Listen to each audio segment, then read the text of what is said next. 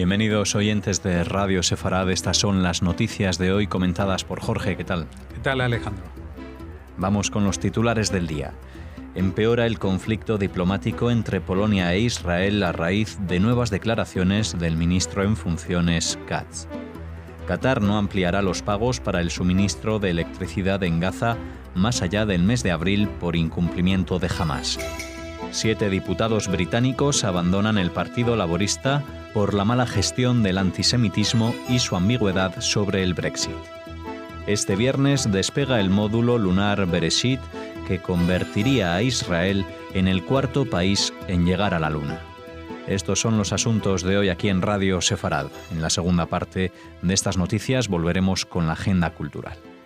Ahora hablamos del primer ministro de Polonia, Mateusz Morawiecki, que confirmó hoy que su país no enviará tampoco al ministro de Relaciones Exteriores a Israel para participar en la cumbre del Grupo de Visegrado, tras la cancelación de su propia participación tras las declaraciones de Netanyahu sobre la cooperación de los polacos con los nazis.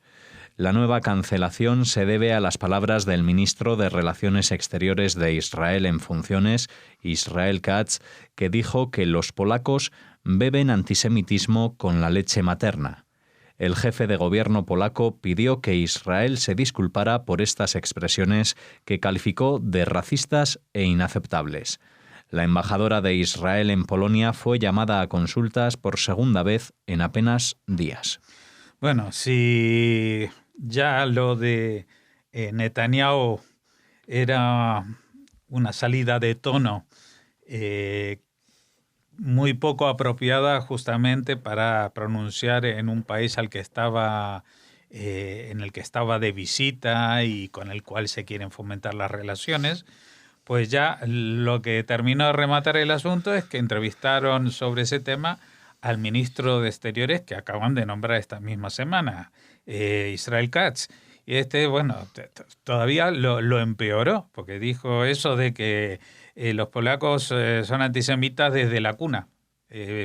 Dice que algo así, la expresión es como que lo beben con la leche materna. Esto es decir, como que el antisemitismo es genético, con lo cual, pues, la redundancia va hacia el tema del racismo. Es como decir que los polacos son racistas por genética. Y esto, claro, esto es tan políticamente incorrecto, aunque uno pueda apoyar la tesis de que los polacos no pueden disimular y ocultar su pasado apoyando a los nazis en algunos casos y de mucho antisemitismo en el pasado. Por eso no, de ahí a decir que los polacos y no hacer aclaraciones eran en el pasado, sino decir los polacos son antisemitas por naturaleza, pues esto es una metida de pata garrafal que no solamente ha costado que esta cumbre del Grupo de Visegrado ya no sea una cumbre, hay visitas separadas de los representantes checos, húngaros y eslovacos, que eran los otros 3 países que formaban junto con Polonia esta cumbre en Israel. Pero lo que todo el mundo está realmente asombrado en Israel es de la metida de pata garrafal de Netanyahu, que en general, pues justamente lo que se le critica es muchas veces que no les diga a las personas con las que están lo que realmente piensa, etcétera, etcétera. Pero ahora va y lo suelta en plan a lo bestia y cuando no viene a cuento, porque si efectivamente, si uno quiere decir los polacos, durante la Segunda Guerra Mundial no se portaron como debían. Eso es una cosa. Y otra cosa es decir los polacos en general y ahora y siempre son antisemitas. Es que esto es, vamos, yo creo que es un error muy, muy grande el que ha cometido y que va a costar subsanar y van a tener que pedir excusas o disculpas y va a ser muy complicado porque la gente que son hijos y nietos de sobrevivientes de la Shoah de Polonia, pues no se van a querer disculpar por los vínculos o lo que haga referencia al pasado, aunque siga el presente. Bueno, que se ha metido en un berenjenal muy grande. Según la Radio Nacional israelí, el enviado de Qatar para la Franja de Gaza advirtió en conversaciones cerradas al grupo terrorista islámico Hamás que su país no extenderá los pagos para el suministro de electricidad en la Franja de Gaza más allá del mes de abril. El embajador catarí estaría frustrado por los retrasos intencionales de los grandes proyectos de infraestructura para Gaza, incluyendo el establecimiento de una línea de alta tensión desde Israel que duplicaría la energía eléctrica en la franja. Qatar se comprometió a financiar el combustible para la usina eléctrica de Gaza durante 6 meses. Desde noviembre del año pasado ha transferido para ese fin $10 millones mensuales. El suministro terminaría en abril y, según el enviado catarí, no se extenderá más allá de ese mes. Qatar ha financiado con cientos de millones de dólares proyectos de infraestructura a gran escala, incluyendo la rehabilitación de un hospital con equipos médicos de última generación, una nueva autopista y rascacielos. Las transferencias mensuales cataríes han permitido duplicar el tiempo de suministro de 4 a 8 horas diarias. Israel ha permitido estas ayudas con la esperanza de disminuir las protestas y los enfrentamientos en la valla fronteriza, pero la medida ha sido furiosamente criticada por el entorno del presidente de la Autoridad Palestina, Mahmoud Abbas, rival del grupo Hamás, porque su administración se ha visto excluida de las negociaciones. Sí, lo que ha sucedido es lo siguiente. Todos sabemos que han sido programadas todas las viernes estas marchas del retorno, así llamadas, con altercados violentos en la frontera, en la valla de seguridad que separa a Israel de la Franja de Gaza. Ha habido una especie de alto el fuego de alguna manera, y para solucionar los problemas humanitarios que están teniendo lugar dentro de la Franja de Gaza, entre ellos las restricciones en la electricidad, porque la Autoridad Nacional Palestina no está pagando las cuotas de los recibos de la luz que tiene que pagar, simplemente por presionar a Hamás en la Franja de Gaza, a pesar de que esto suponga el sufrimiento de su propio pueblo, de la misma manera que tampoco traspasa los sueldos que les corresponden a las personas allí. Bueno, se encontró esta solución de que el gobierno de Qatar, que no es la primera vez que pone dinero para mejorar la calidad de vida en la Franja de Gaza, y ha estado aportando $10 millones en efectivo cada mes para que puedan comprar combustible para la planta eléctrica que hay en la Franja de Gaza, y con esto duplicar, en vez de 4 horas al día de electricidad, 8 horas al día. Bueno, lo que pasa es que Qatar les ha dicho que esto iba a ser durante 6 meses y que durante esos 6 meses, si bien ellos se encargaban de pagarle la gasolina para producir electricidad, ellos tenían que llevar a cabo un proyecto de conectarse a la red eléctrica de alta tensión de Israel, y con eso iban a solucionar los problemas de suministro eléctrico. Luego ya se vería cómo se soluciona quién lo paga, pero no el hecho de que tengan que producir ellos la electricidad, sino que se conecten a la red eléctrica de Israel, cosa que no han querido hacer.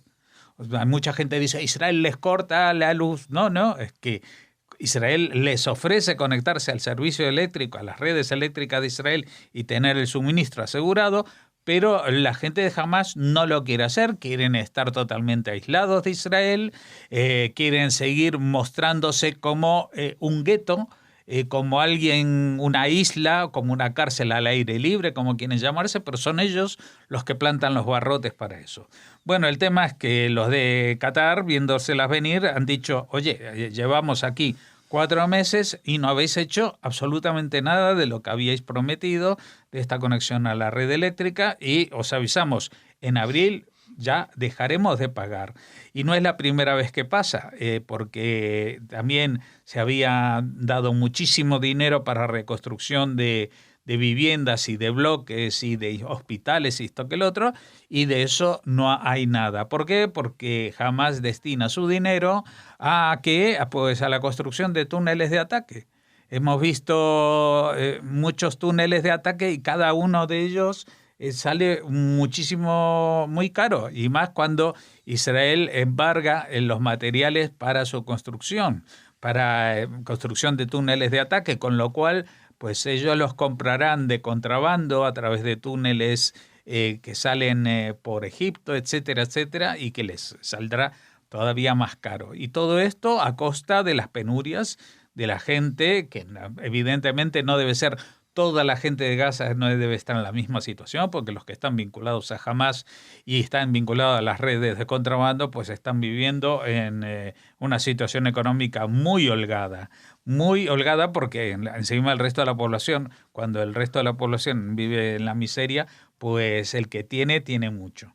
Así que bueno, a ver si con este aviso de los cataríes, pues la gente de Hamas se pone las pilas, porque encima tienen en medio el tema de lo que avisábamos antes, de la autoridad palestina de Mahmoud Abbas, que hace lo imposible para someterlos a todavía más presión a la gente de la Franja de Gaza, porque ellos quieren ser los salvadores de Gaza y quienes hablen en nombre de Gaza, y que no exista jamás más allá de esa frontera para poder erigirse como representantes legítimos o la voz del pueblo palestino, a pesar de que hace decenas de años, bueno, decenas no, pero más de 10 años que no han habido elecciones. Entonces, vamos a ver la representatividad que tiene esto.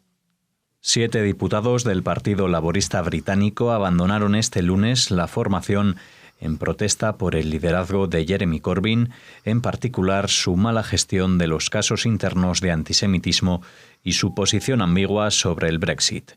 Sus nombres son Luciana Berger, Chuka Umunna, Mike Gapes, Ann Coffey, Angela Smith, Chris Leslie y Gavin Zucker, que animaron a otros colegas a seguir sus pasos y anunciaron que mantendrán sus escaños en la Cámara de los Comunes como parte de un grupo independiente.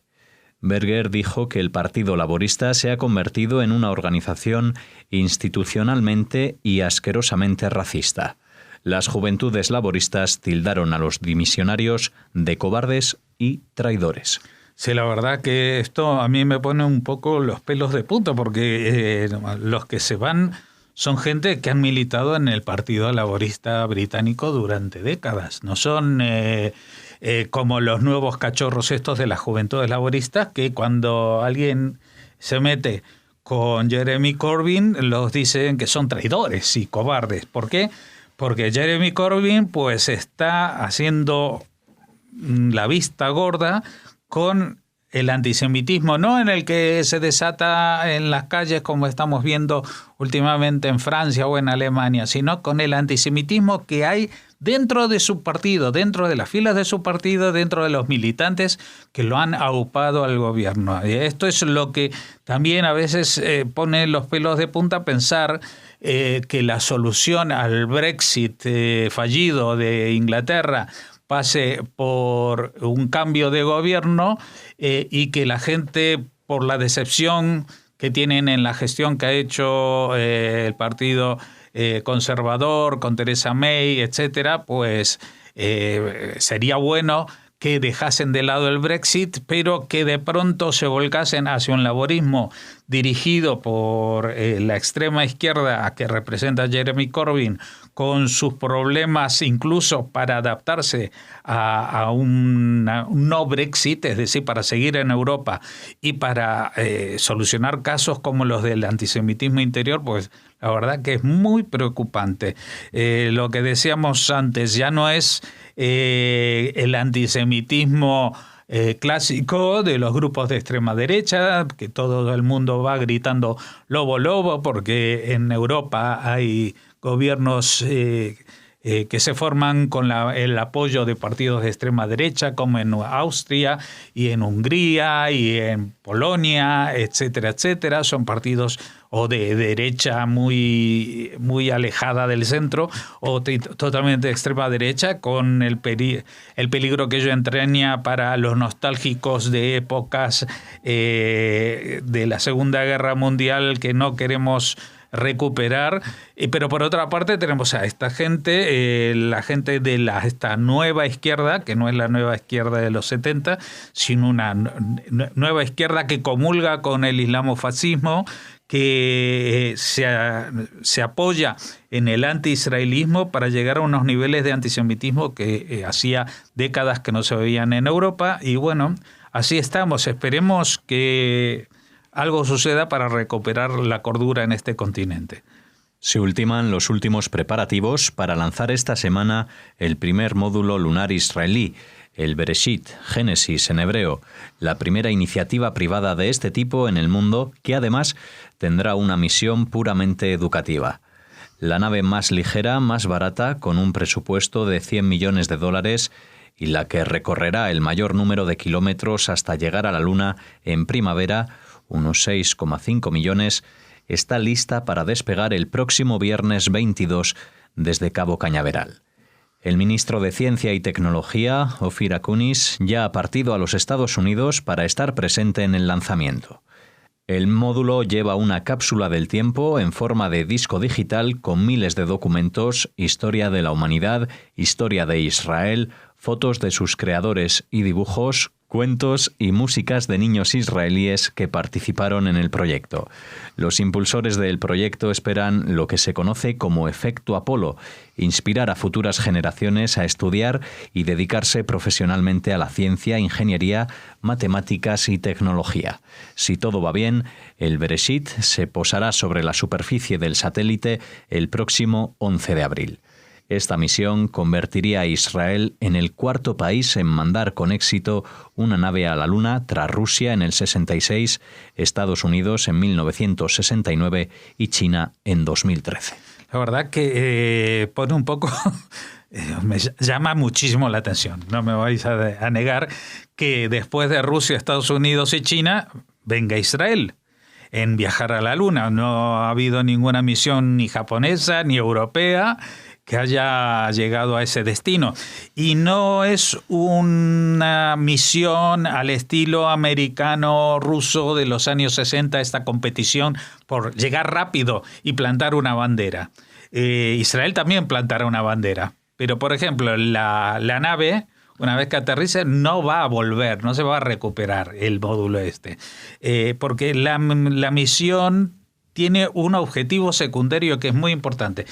Aparte de mostrar o calibrar el nivel tecnológico de Israel, está el tema de que esto va a dar un impulso a la educación científica en Israel sin precedentes, porque los niños de Estados Unidos, que tenían 10 años en el año 69, muchos de ellos quisieron hacerse físicos, constructores, ingenieros espaciales, etcétera. Todo esto ha potenciado el desarrollo de la educación en Estados Unidos y esperan que en Israel pase lo mismo con esto, porque es la demostración de que incluso un país tan pequeño, con 8 millones de habitantes, es capaz de una hazaña científica de este tipo. Y hay una tercera cuestión que hay que destacar muchísimo, porque el planteamiento de llegar a la Luna, aunque te lleve unas horas o días más, que era, digamos, en contra de la orientación que tenían los americanos y los rusos, porque los rusos querían llegar antes de que les llegaran los americanos y llegar el primer ser humano antes que los americanos. Era una carrera, por eso se lo llamaba una carrera espacial, y se programaban vuelos de forma bastante temeraria. Por eso también más de un astronauta no consiguió volver con vida, porque a veces se saltaban las normas de seguridad o se relajaban con tal de lograr el objetivo político y propagandístico. En el caso de Israel, están haciendo un lanzamiento con un cohete de mucho menos potencia que el habitual y que lo lanzan en una trayectoria parabólica mucho más larga para que justamente salga mucho más barato y sea capaz de llegar como justamente valiéndose de la tecnología, es decir, corrigiendo el trayecto y midiéndolo al milímetro, corrigiéndolo en cada segundo de su trayectoria.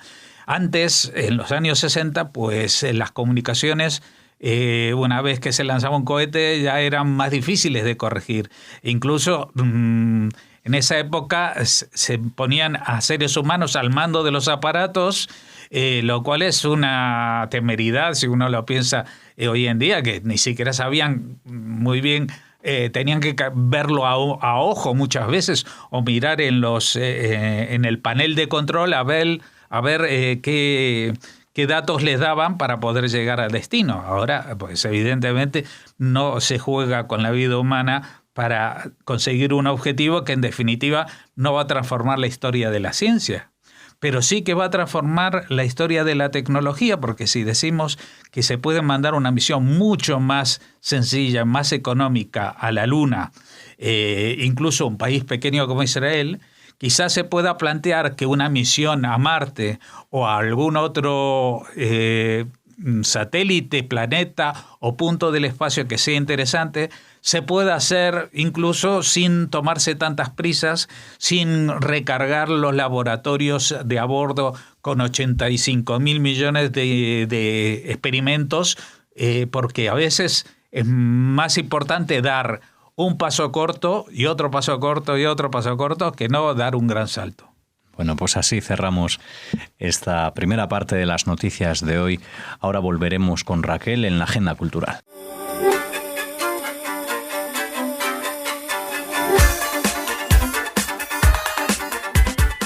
Entramos en esta segunda parte de la Agenda Cultural. No sé si nos vamos al espacio. Veníamos de la Luna en una misión de Israel. No, descendemos un poquito a la Tierra, en concreto a tierras burgalesas, porque la Fundación Cultural Profesor Cantera Burgos, pues ya ha puesto en marcha una nueva edición de las jornadas hispano-judías y sefardíes que arrancó el pasado 11 de febrero con un ciclo de conferencias. Llegamos con un poquito de retraso, pero queríamos hablarles de esta iniciativa que consta de una serie de conferencias y también de actividades paralelas. Pues por ejemplo, se contó con la presencia de Yolanda Moreno, profesora emérito de la Universidad Complutense, quien ofreció un repaso de la dispersión de los judíos en los reinos de Castilla y Aragón por diferentes países y lugares, también de los antecedentes y argumentos para decretar el edicto de expulsión de los judíos de Castilla y Aragón en 1492. De ese tema habló Natalia Rodríguez, profesora del grado de Historia y Geografía de la Facultad de Humanidades de la Universidad Isabel I. Y hubo también actuaciones musicales, proyecciones de películas como por ejemplo El tren de la vida, y entre los actos programados que se prolonga esta oferta más allá de las jornadas, pues se ha hecho hincapié en el aspecto gastronómico. Durante toda la semana se podrá disfrutar en establecimientos pertenecientes a la Asociación de Hosteleros de platos de cocina judía y sefardí. También ha habido visitas guiadas a la biblioteca de la Fundación Cultural a cargo de profesores de primaria y secundaria, y se ha invitado no solo a los alumnos, sino también a un público en general, y se ha plantado un árbol, se han plantado árboles para, de alguna manera, testimoniar la realización de estas jornadas que estuvieron, que ha pasado hace un poquito, pero que están de alguna manera todavía conectadas con Tu Bisbat. La presencia de los judíos en Miranda de Ebro, que es donde se ha celebrado principalmente estas jornadas,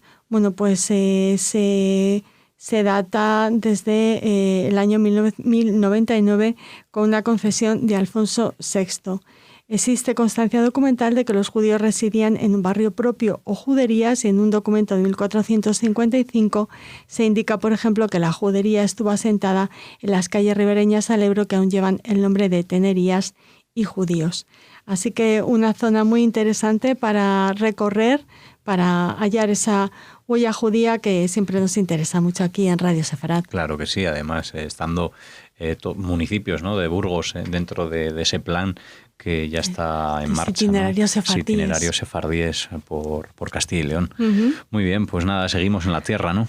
Seguimos en la tierra, pero para presentarles un libro en esta ocasión. ¿Por qué leer a Hannah Arendt hoy? El título es muy interesante, lo firma Richard Bernstein y nos habla del extraordinario y continuo interés que existe en la obra de Hannah Arendt y que se explica por la percepción sutil e intuitiva de la filósofa sobre los aspectos atemporales presentes en la realidad social, política y económica sobre la que reflexionaba. En el libro se exploran su pensamiento sobre la apatridia y los refugiados, el derecho a tener derechos, su crítica del sionismo o el significado de la banalidad del mal, entre otros. Este libro será de gran interés, comunican desde la editorial, que es Gedisa, para cualquiera que quiera comprender las tendencias históricas que configuran el mundo de hoy. Bueno, estupendo. Pues nada, esa es una de las lecturas de esta semana, y el cierre de la agenda pues nos lo trae Raquel en un formato apaisado. Sí, porque yo tengo una mala relación con la impresora y bueno, no les voy a contar mis tribulaciones con, bueno, no sabía que podíamos imprimir con mi impresora. Sí. También, ¿eh? Bueno, ha sido un encargo que le he hecho a Jorge Rosenblum y estaba inspirado y lo ha impreso así en horizontal. Bueno, cuéntanos de qué habla esa noticia en apaisado. Pues hablamos de la vigilia de Purim, signo de amor y de unidad entre Israel y la Iglesia, que será organizada por la Fraternidad María Estrella de la Mañana el próximo sábado 16 de marzo a las 19:30 horas. Se acercan desde esta congregación, desde esta fraternidad católica, a la fiesta de Purim, como ya hicieron con Hanukkah. Les entrevistamos, ¿se acuerdan? Hablamos con el padre Will y él nos contó cómo se desarrollaba esa vigilia de Hanukkah, y en este caso, pues se animan a celebrar también Purim. La histórica ciudad de Toledo volverá a ser escenario de este acto singular en la sinagoga de Santa María la Blanca. Una vigilia de oración animada, como les hemos comentado, por la Fraternidad María Estrella de la Mañana. La vigilia de Purim es un signo de unidad y de amor gratuito hacia Israel, nos cuentan desde la fraternidad, y conmemora la salvación de los judíos del exterminio maquinado por el malvado Amán en Persia. Gracias, que fueron salvados, como saben, por la reina Esther, como relata la Megilá de Esther. La vigilia dura unos 45 minutos en los que se leerá un pasaje del rollo de Esther, la Megilá de Esther del siglo XVI, y se cantará en hebreo y castellano al son de danzas e instrumentos. La entrada es gratuita hasta completar aforo. Así que desde la fraternidad, pues nos animan a participar en esta vigilia de Purim, que se celebrará, ya les hemos dicho, el próximo 16 de marzo. En Toledo, en un lugar que para entonces seguramente casi no tenga turistas. Bueno, así cerramos la agenda de hoy y volveremos mañana con todos ustedes aquí en Radio Sefarad, en radiosefarad.com. Hasta mañana.